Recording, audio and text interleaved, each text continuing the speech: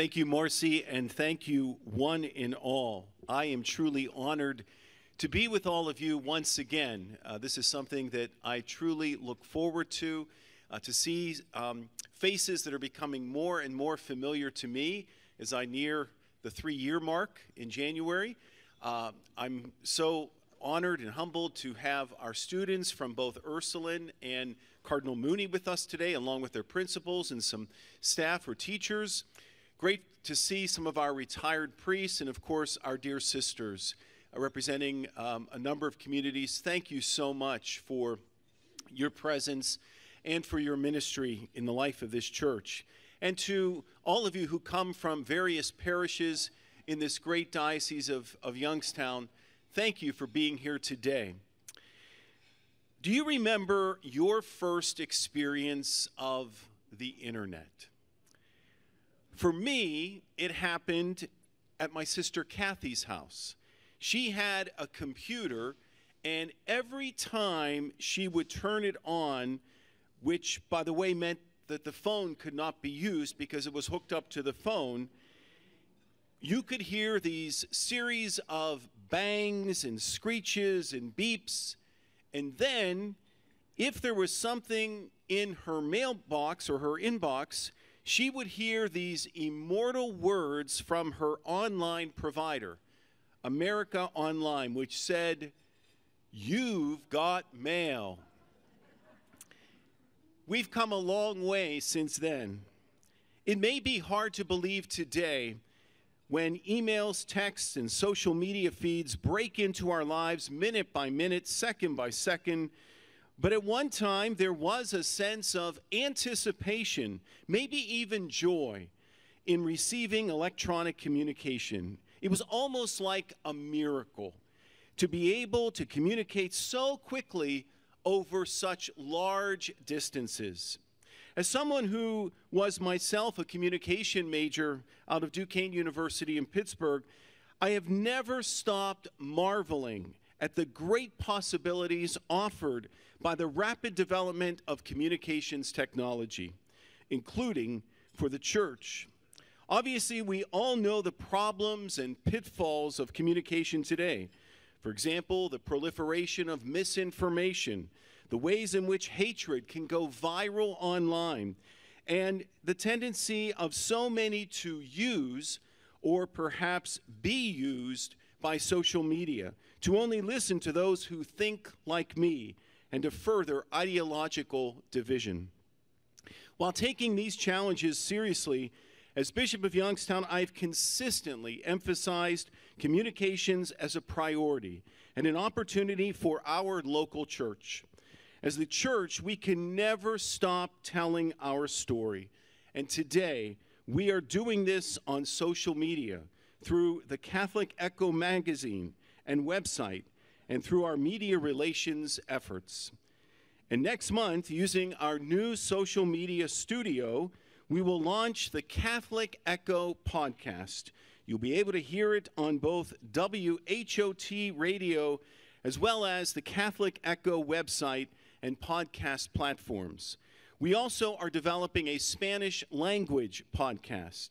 This all builds upon the strong history of both CTNY and the Catholic Exponent as we innovate towards the future. We also have become more intentional about telling our story through our diocesan archives. For the 80th anniversary of our diocese, our archive staff, under the direction of Joan Lawson, who I believe spoke at this gathering a few months ago, prepared a detailed exhibit of our past. In the diocesan conference room and the bishop's conference room, one can find a glimpse of our past.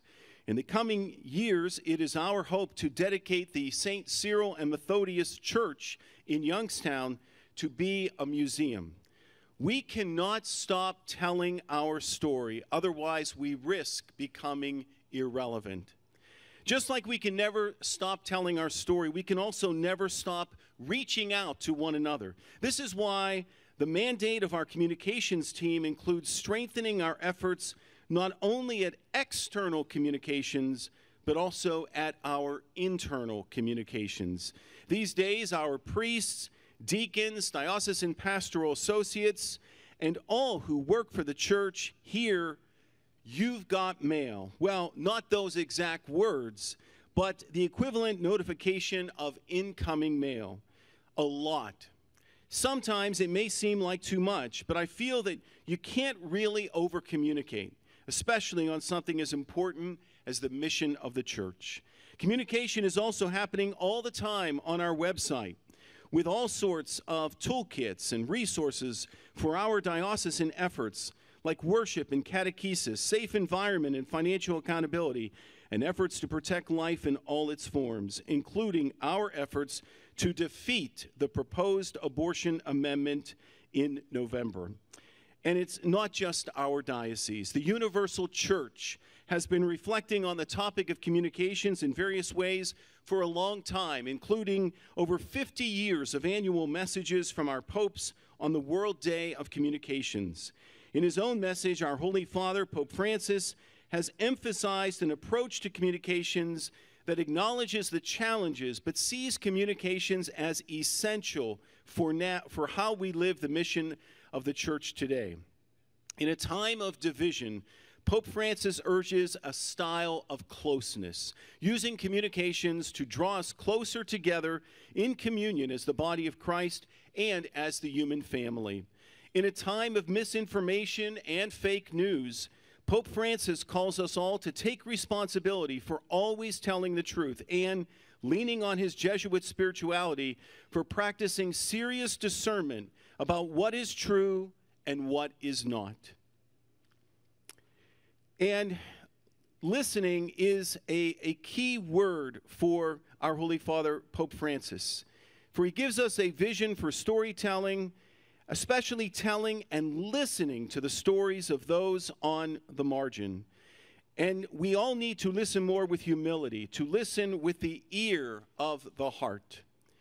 All of this is rooted in God and God's mission, for we believe in a Trinitarian God who is communication and who weaves us into the divine mission.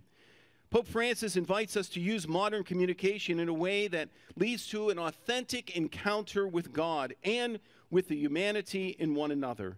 And in the face of a seemingly never-ending bad news, our Holy Father encourages a style of communication that does not diminish the reality of brokenness in our world, but nevertheless to trust that the seeds of the kingdom are at work among us. You've got mail. So what is a pastoral letter?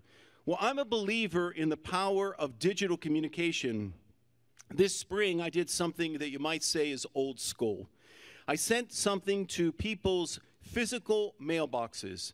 It was my second pastoral letter, practicing faith, hope, and love, living the virtues together in tough times. And so, my friends, you've got mail, literally. A pastoral letter is an official letter a bishop writes to the faithful of his diocese and to the wider community. You may be familiar with the word encyclical, which literally means a circular letter sent by the Holy Father to all the dioceses and to the entire world. Pope Francis has written 3 encyclicals. The first was The Light of Faith, which Pope Benedict XVI had started.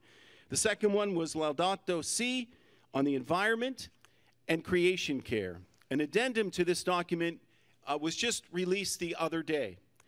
During the pandemic, Pope Francis also released the encyclical Fratelli Tutti, which is on social friendship. In addition to encyclicals, he has written other documents, most notably the Apostolic Exhortations. He has written on the follow-up on synods. These include my favorite, The Joy of the Gospel, which was his reflection after the Synod on Evangelization, The Joy of Love after the Synod on the Family, and Christus Vivit, Christ is Alive, which he wrote after the Synod on Youth and Young Adults. We can expect another document after the Synod on Synodality, which is happening as we speak throughout this month in Rome, with a second session planned for next October. These documents, encyclicals, and exhortations become part of the magisterium, or teaching office of the church. And that is true of pastoral letters written by other bishops as well. Sometimes bishops write these pastoral letters together, like those released through the United States Conference of Catholic Bishops. But we can also write them in our own name and for our local diocesan church. And it's important to remember that even these local pastoral letters are contributions to the universal church. We have had many important pastoral letters in our diocesan history. For example, my predecessor, God rest his soul, Bishop Murray, wrote an important letter on poverty and helped us to understand the complex realities that contribute to situational and generational poverty in our region. We continue to take up his challenge to respond through agencies like Catholic Charities, St. Vincent de Paul, and through our personal commitment to justice. I asked Joan Lawson, our diocesan archivist, to dig into our archives, and she discovered that the very first pastoral letter in our diocese was released by Bishop James McFadden on August 13th, 1943, less than a month after he was installed as the first Bishop of Youngstown. The subject of that letter was the exposition of the Most Blessed Sacrament, ordering it in all churches every Friday. My own first pastoral letter, Testify to the Light, also emphasized the important place of Eucharistic adoration in our prayer life. Testify to the Light named 5 priorities for our diocesan church. In addition to prayer, I asked all of us to focus on healing, communication, service, and being joyful witnesses. I wrote Testify to the Light as I was beginning my ministry as Bishop of Youngstown to set some priorities. Now that I'm in my 3rd year, and boy, does time fly, my 3rd year as bishop, I thought it was time to write another pastoral letter, a longer one that put flesh on all that we are doing and trying to do together as a diocesan church. My hope is that this pastoral letter will contribute to the, quote, open and creative style of communications that our Holy Father calls for, with a focus in these tough times on, quote, solutions that inspire a positive and responsible approach on the part of its recipients. Any solutions we communicate as church are always rooted in God's grace, working through real people. As I've thought about the tough times here in Northeast Ohio and how our people are responding to them, I think about a building in the city of Youngstown that houses a local business. On the side of the building is a sign that says, "Tough times don't last, tough cities do." I didn't feel I could say more about the nature of this business in a formal pastoral letter, if you know which business I'm referring to. But obviously, many of you are familiar with this brewery and this now iconic sign. Indeed, it is a reminder to me that while we are all experiencing tough times, the people of our diocese in all 6 counties are tough people. Together, we are weathering challenges in our communities like addiction, violence, and natural and man-made disasters like the train derailment in East Palestine. Together as church, we are also navigating changes to parish life, a decline in the number of priests, uncertain mass attendance, and graying assemblies, and financial limitations. But also the great needs and hungers of young people, the great passion so many have, young and old, on issues of life, justice, and human dignity, and the possibilities offered by ongoing development of Hispanic ministry, rural ministry, and so much more. We are indeed a gritty people, but our response to today's challenges is not simply up to us. No, we depend upon God to work in us, and we need some language for describing what that work is. In my pastoral letter, I use the language of St. Paul, the virtues of faith, hope, and love. The church traditionally calls faith, hope, and love the theological virtues because they help us to live in relationship with God, the Holy Trinity. That is why the cover of the pastoral letter is an image of the Trinity, surrounded by the communion of saints, most prominently the Blessed Mother. Faith, hope, and love are the first gifts given to us in baptism, which help us to live God's life in our messy world. Faith, hope, and love are virtues of active responsibility, trusting in a caring and active God. I believe that these virtues are the answer to the present moment. Faith, hope, and love are not only animated by tough people in the gritty toils of daily life, but also amplified within the context of a tender, caring Christian community. Lived out in the daily actions of our lives, the virtues ultimately connect us with eternity and are rooted in sure faith that God's gift in Jesus Christ is our salvation. An active faith is always rooted in hope and expressed in love. When it comes to faith, my pastoral letter emphasizes the ways of which faith is a gift. The Catechism of the Catholic Church calls it a supernaturally infused virtue. And having been given the great gift in baptism, we are called to respond. We need to take responsibility for responding. In the light of faith, Pope Francis says that, quote, faith does not merely gaze at Jesus, but sees things as Jesus sees them with his own eyes. It is a participation in his way of seeing, end quote. To see what Jesus sees, the first step is to walking as Jesus walked, serving as Jesus served, loving as Jesus loves. In order to see as Jesus sees and take responsibility for walking with faith, we need the help of the church. We need one another. And week after week, we come together for liturgy and keep putting on Jesus' glasses. Last year, we welcomed to our diocese a speaker who brought this home for me. Father Richard DeLilio, retired homiletics professor from the Catholic University of America, came and spoke to our priests and deacons on preaching in the hopes of making us all better preachers. In his first presentation, Father DeLilio referenced the healing of the blind man at Bethsaida. Jesus, you might recall, uses spittle. He uses spittle, touches his eyes, and he is healed. Father DeLilio defined for us that preaching as an exercise which seeks to remove the scales from people's eyes. While preaching is often viewed in the context of hearing, the goal is for the hearer to see and continue the path of ongoing conversion. To see and embrace the faith we are now called to walk.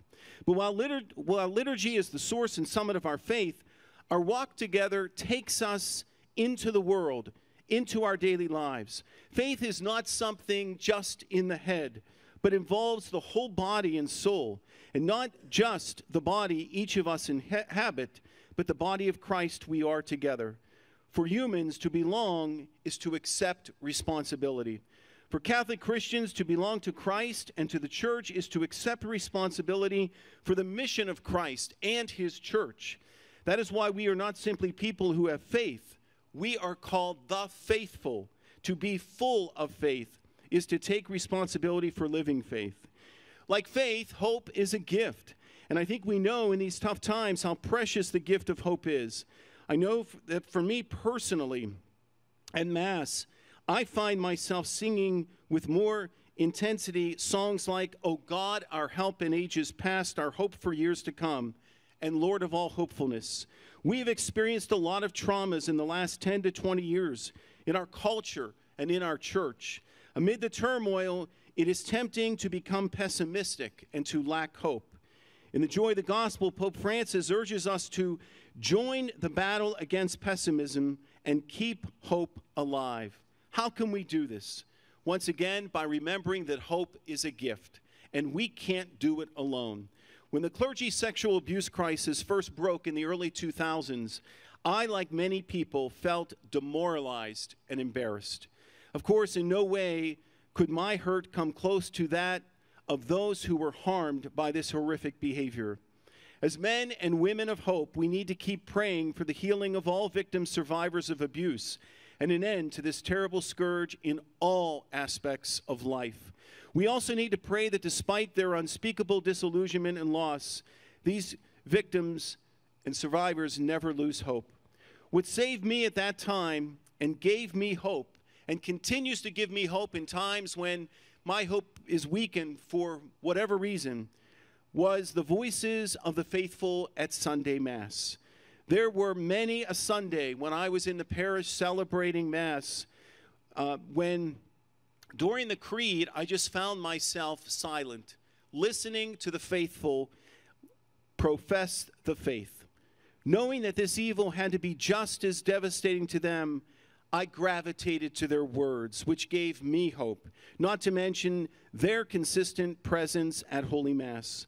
Little did they know what an instrument of hope they were for me in my spiritual journey. Quite simply, in my time of darkness, they brought light. In his encyclical on hope, Pope Benedict XVI called prayer the school of hope.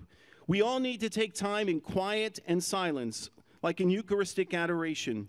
In fact, studies tell us that Eucharistic adoration has nurtured and sustained many vocations to the priesthood. And as Catholic Christians, we pray in community, especially at Holy Mass. Every time we gather at Holy Mass, we all walk with our crosses with the promise of walking out refreshed and renewed. The liturgy is not magic. It is an encounter with the living Jesus Christ and the living church. And our parishes tap into the wellspring of hope the more that within and beyond the Mass, they stay close to their people. As Pope Francis wrote, if the parish proves capable of self-renewal and constant adaptivity, it continues to be the church living in the midst of her sons and daughters. As bishop, I am able to visit the parishes in our diocese every week, and what I experience, new and vibrant ways of living parish life, is a witness to the never-ending depth of God's gift of hope. Finally, we come to love, what St. Paul called the greatest of virtues. But love is more than just an idea. It is a choice that usually reveals itself in an action of some kind. When I was a child, there used to be a cartoon that appeared in the daily newspaper, the Pittsburgh Press, and it was called Love Is. Every day there was a sketch rendered by the artist of what love is, and every day love was something new and different. The takeaway in this for me was that love was always something more. Love simply cannot be limited. But we do try to limit love. While love has come to mean many things in our culture, it's easier for us to imagine loving, say, children, parents, or spouses than it is to imagine those who would do us harm. In fact, even Webster's definition of love as, quote, an intense feeling of deep affection seems to fall short, since love has many forms, expressions, and levels of depth that go beyond the warm and fuzzy. Raise your hand if your relationships with those you love are always warm and fuzzy. Of course, they are not. Thus, when Scripture tells us that God is love, we are meant to pause and reflect on the understanding of love that transcends personal experience, but calls us into the life of Jesus, who is love incarnate. The love Jesus calls us into is reflected in parishes like the one of the prodigal son, and bears fruit in both forgiveness and mercy. Like that story of the wayward son and father, overjoyed at his return, the fruits of love healed fractured relationships. Jesus came into this world to teach us how to love one another, from our family and friends to strangers and those we find difficult to love. This is true, by the way, even for bishops. I read something on my Episcopal retreat at the bishop's residence in Youngstown. Remember, all the retreat houses were closed. And what I read were these words: a bishop must love all those whom he finds difficult to love. This kind of love is difficult for all of us. A humbling example of this selfless love is found when Jesus, crucified for our sake, passionately forgives those who persecute him, saying and praying, "Father, forgive them. They do not know what they are doing." Forgiveness in this most profound of circumstances reminds us that we must go and do likewise, reconciling with those who have hurt us and those we have hurt. Doing so allows us to be in right relationship with God. Jesus demonstrated the fullness of love on the cross, living out his words, "No one has greater love than this, to lay down one's life for one's friends." Self-emptying love may seem too hard, but in fact, it's what the responsibility of faith is all about. It is this pattern of love that hope sustains. When we become living, breathing manifestations of this love, we are fully free, less threatened by the forces of darkness and hopelessness, selfishness and despair that impinge upon our happiness and well-being. As Pope Benedict XVI wrote in God is Love, love is light, and in the end, the only light that can always illuminate a world grown dim and give us the courage needed to keep living and working. My friends, For the sake of our world, for the sake of our church, for the sake of ourselves, we must persist in love. In my pastoral letter, I conclude each chapter with goals for us for how to live the virtues of faith, hope, and love. In the spirit of a desire to grow in faith, hope, and love, I ask you, when your schedule permits, this is my homework assignment, to revisit the letter and prayerfully look at these goals. Indeed, on so many levels, these are tough times. But because we are recipients of God's faith, hope, and love, we bring a special toughness to these times like our ancestors of old. Together, let us grow in these virtues of faith, hope, and love, and in our prayer that all may be one. Thank you very much.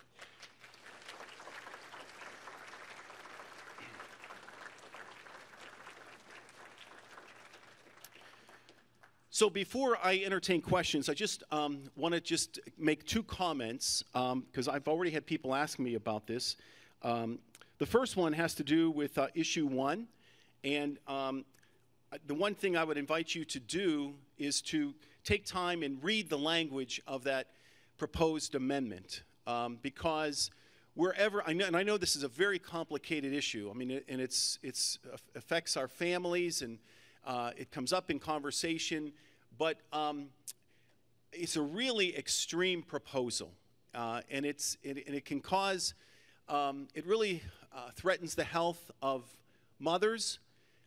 It calls into question the ability, just by the language that it says, any individual. So it could be a minor, it could be an adult, that there doesn't need to be parental consent. And that's a time when a young person really needs their parents' voice. And the last piece in that has to do with this proposed amendment would allow for abortions at full term. So for just given the extremeness of it, and it has the potential to change the entire landscape of our great state of Ohio. It opens the door to many other possibilities. So I think I just ask you to vote no. No to this proposed amendment, and to stand up for life, for women, for teenagers, for the preborn. That's my first comment. My second comment has to do with the Synod on Synodality. I know there's a lot being pushed out into the media about this right now. They're all gathered in Rome, and this is significant because there are women in this story. I think there's like 57 women synod delegates. I think there's also some permanent deacons there. Along with the cardinals and the bishops, each country has a representation of delegates. And, this is like 3 years old. It began in our parishes, with a mass in the cathedral first, and then these conversations began, and a lot of listening and walking together. It grew to a regional level, then it grew to the country level, and then a continental level, and now this is a splash into the whole world. And so they're going to be praying and talking. And I know I was in Chicago a week or so ago for the Bishops' Mission Conference. The Diocese of Youngstown is a mission diocese, and we are funded in part by the Catholic Extension Society. And so every 2 years, they ask the bishops from these over 80 mission dioceses to come to Chicago and be briefed on a whole bunch of issues, and just be mindful of the resources that they have for us. We were briefed on the synod by Bishop Danny Flores, who is the Bishop of Brownsville, Texas. And he was very, he's over in Rome now, but I mean, he was very honest in saying, we need to be realistic about this. Some people are saying decisions are going to be made on this, and others are saying we need to clamp down on this. What this really is it's an opportunity to come together and talk and listen and begin a conversation of journeying together, because that's not something that it's happening less and less in our world today, where people just don't talk to each other, they talk at each other. And so, I think, and you're hearing stuff in the news about the dubia that have been presented to the Holy Father. What I say is, this is not heaven where we are. I mean, this is not heaven, and we can't expect it to be heaven. And, where there's human beings, there's going to be conflict, there's going to be different perspectives. But we have to allow the Spirit to lead us, and we have to work through it. And Pope Francis would say that we have to live in reality, that we shouldn't be afraid of conflict, and that we just need to talk about it. And so I think that's really, what the synod is. It's an opportunity to do this. And then the hope is that we will reflect this synodal nature in our parishes more, in our church more, with our staff, with our pastoral councils, with our finance councils, with the faithful, that we will intentionally listen, and accompany one another as we journey together. So, having said all that, I want to just open it up for some questions.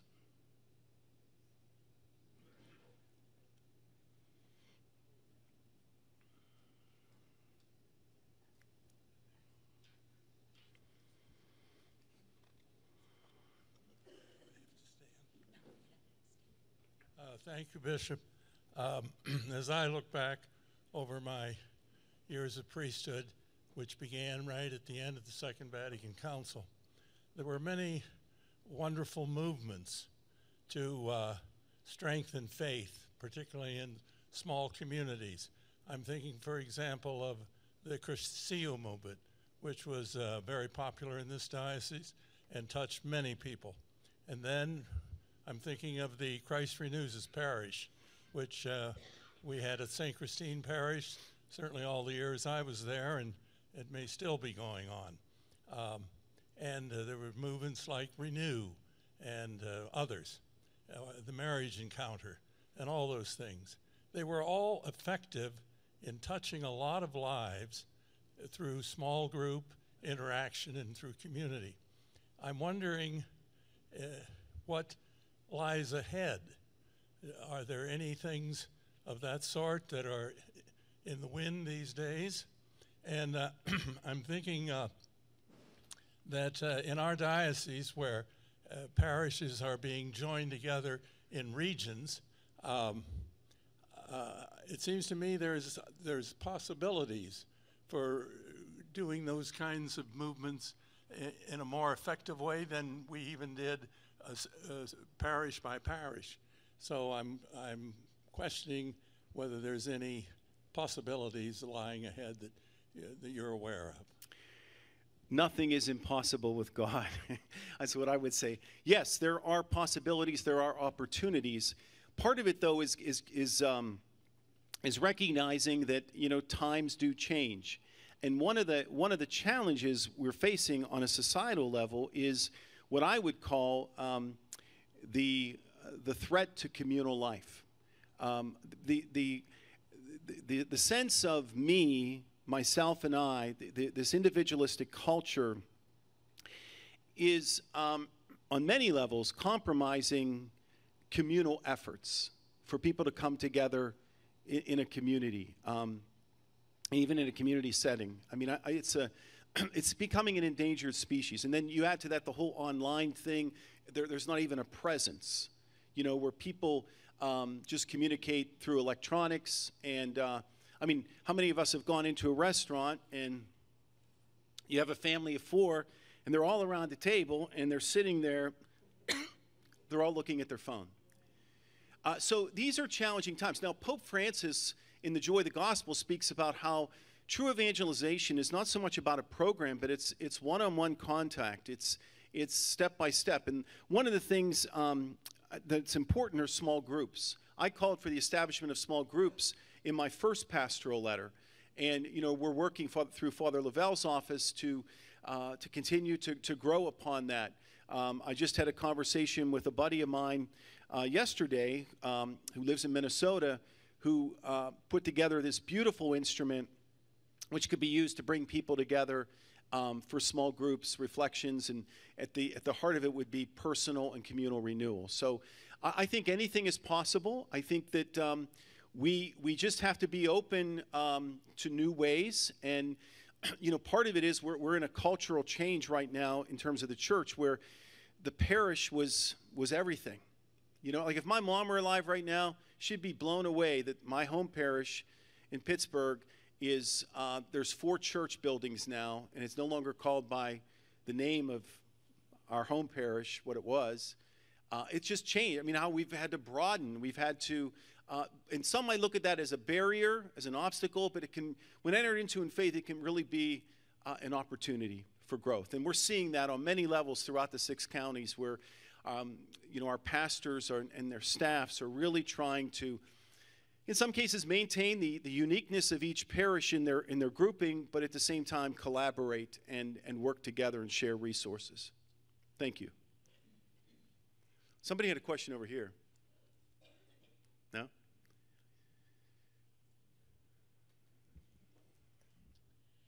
Bishop, I have a question. Is it on? I have a question to ask you.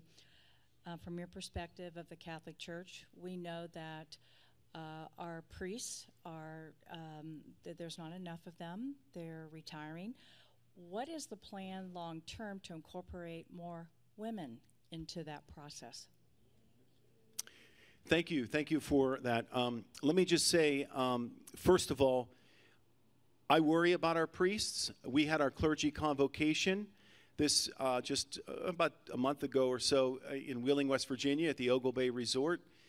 We have that every 2 years. And the whole theme of it was based upon a passage in Scripture where Jesus asked the question, do you want to be well? You know, we need our priests to be well, physically, spiritually, emotionally, mentally. And when you consider what's being asked of them, and so many of them were not trained for this new model of multiple parish ministry, it is a stress, it is a strain. In terms of women, it's not just women, it's men. I mean, who can come and be of support to Father. I have 2 sisters. I worked in Pittsburgh in a large suburban parish for 11 years. I had a large female staff, professional staff, who are dear friends to this day and colleagues. And, you know, the young, and I would always get the young priests, but they'd only be there for 2 years, you know, and they would get frustrated because I just had them do basically the sacramental stuff, and I left the programming and, you know, a lot of the community building to the lay staff, especially the women. And the reason I did that was, first of all, they were really good at it. Secondly, the priests come and go, so that allowed for continuity and you know, and to just continued growth. So, I mean, if you look at you know what we've done, I mean, we've hired. We don't discriminate. I mean, obviously, it's apples and oranges. Women can't be priests or deacons. I mean, we know that that's the tradition of the church. But there's so much that they can do, and there's so much that they're doing. I mean, my executive assistant, Sister Dorothy, is phenomenal.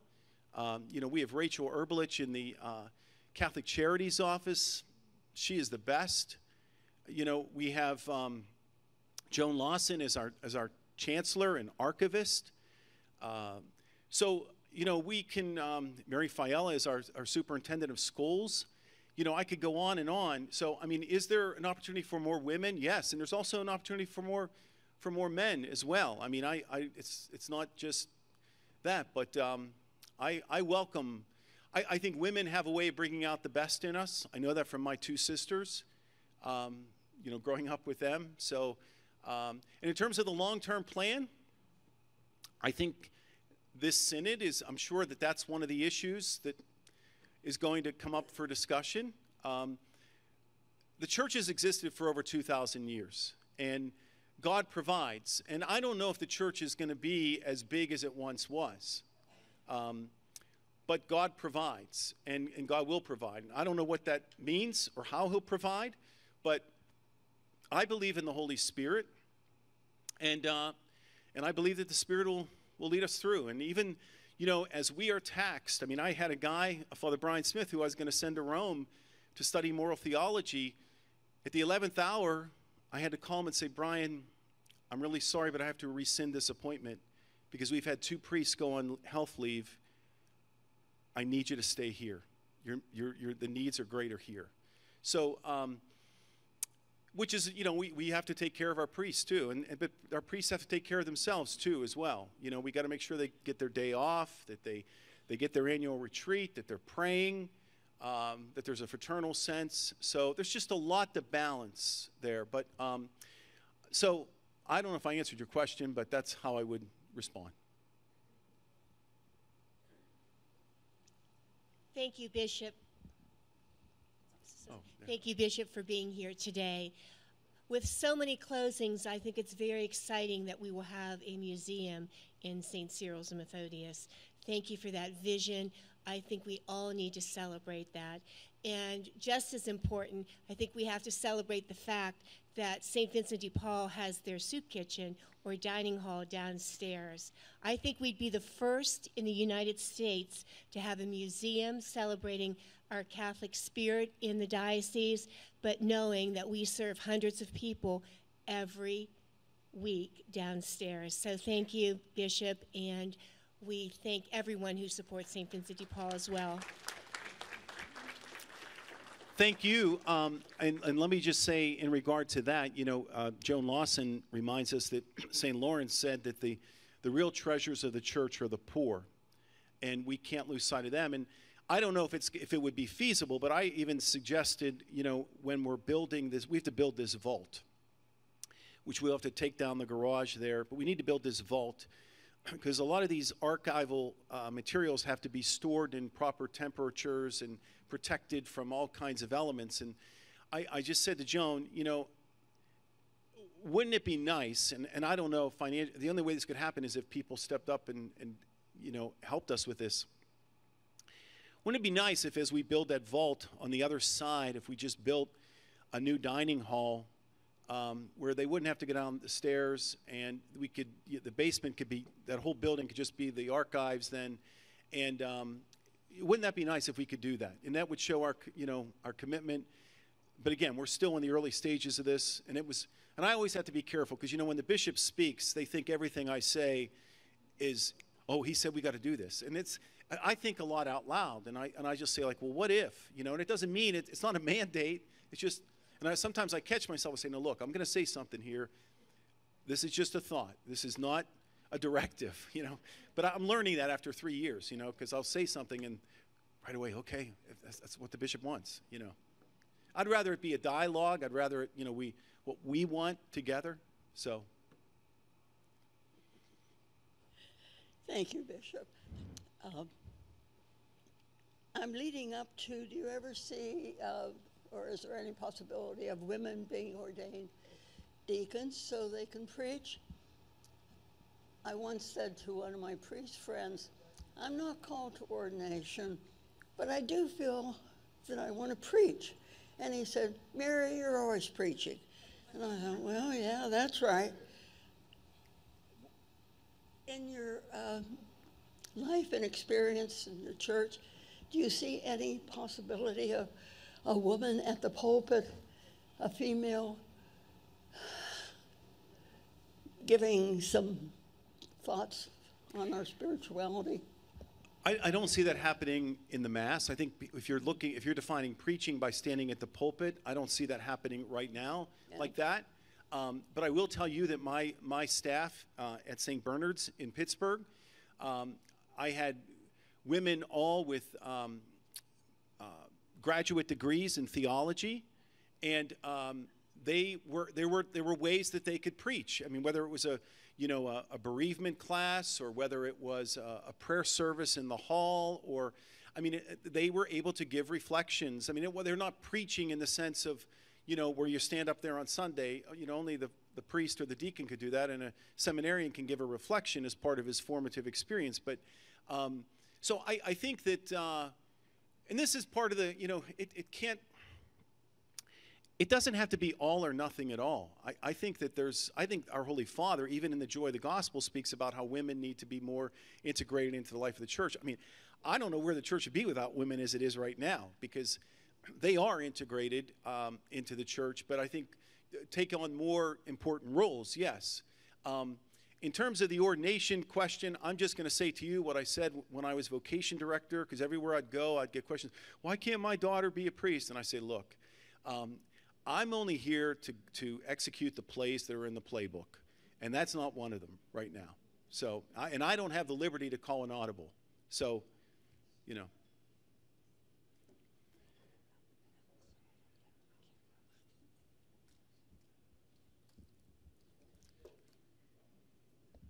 Thank you, Bishop, first of all, for your ministry to the diocese.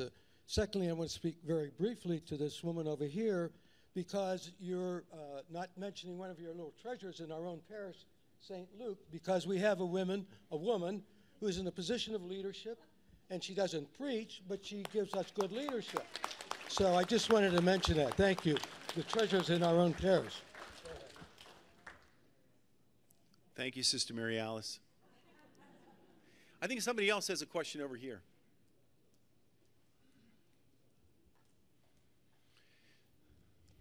Thank you, Bishop, for offering the chance to ask questions and comments. But since I started in parish pastoral ministry as a DRE, I've always requested that we should have at least one meeting every once in a while where we meet together with the priests and the staffs, you know, all together in a room. And that doesn't seem to happen. So it's just always something that I am surprised about, because I think we are, you know, our lay ministers are well qualified and part of a team, you know, spirit, and you seem to have that team spirit. And it's just something I think would bolster that kind of spirit in a parish. So. Thank you. We did have a ministry day at JFK and all ministers were able to be there, and I was there for that. And there were sessions. I also was out in Kent, and there was a meeting for pastoral ministers. Anyone that has a lay ecclesial ministers is probably the best way to say it. So, I mean, I know I've done 2 already, and there's one more on the horizon.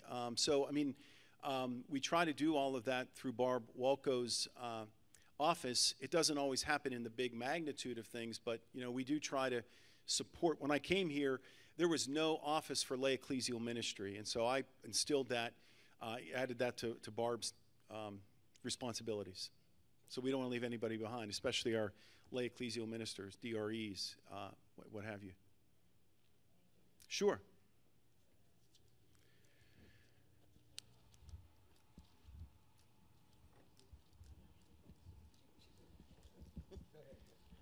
Suzanne asked me if I'm going to embarrass her. I'm not, Suzanne. I'm not going to embarrass you.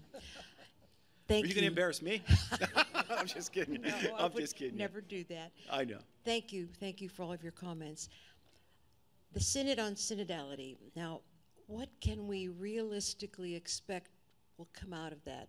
You're right. The media has teased us with, are we going to have married priests? Are we going to have a better relationship with the LGBTQ community? Are we going to have women's roles increased? But when will it end, if it does end, and how will it continue, and what can we expect? Anything to come out of it, really? So I do think something will come out of it. I don't think it's going to be necessarily what certain groups want. I mean, the right has their own idea of what it should be. The left has their own idea of what it should be.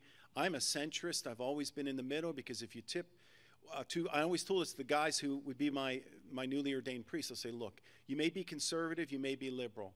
You are what you are, but you know what? When you're doing your ministry, you can't you can't push an agenda. And see, we got to get away from this pushing of an agenda. And people will only talk to people if they think the same way as that person. You wouldn't believe the mail. The next talk I'll talk about is the mail that I get, because you wouldn't believe it. I mean, you know, signed and unsigned. Every bishop gets it. You know, you know, every now and then you get a nice note, but I mean, it's just, and it's all about issue. You know, like, we aren't doing enough on this issue. Like with this whole issue 1, we have been working on this since February, the Ohio Bishops Conference, the Ohio Catholic Conference. We've all been intentional about, we've all produced videos. We had made sure that all materials were sent to every parish in our dioceses. So in terms of the synod, I think that we need to be mindful of the media.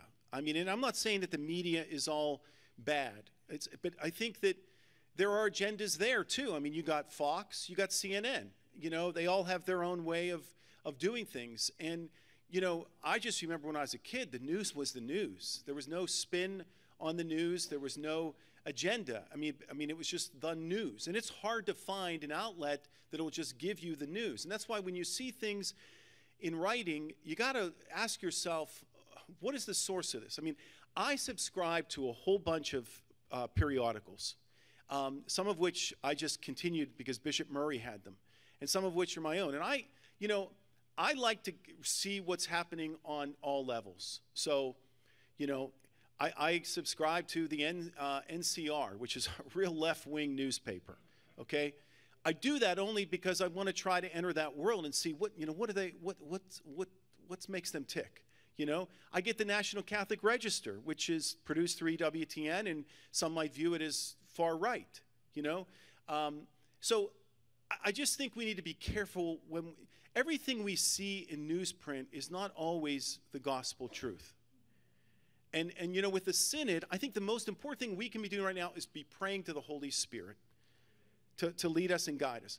You know, because there are people with regard to Pope Francis, some people really love him, some refuse to call him Pope. They call him Jorge Bergoglio. I mean, and he's the vicar of Christ on earth.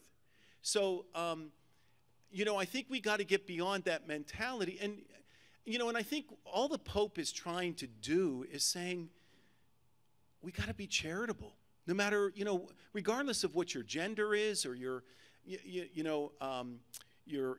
orientation. Jesus says, love one another as I've loved you. We have to be people of love and accompaniment. Doesn't mean we judge.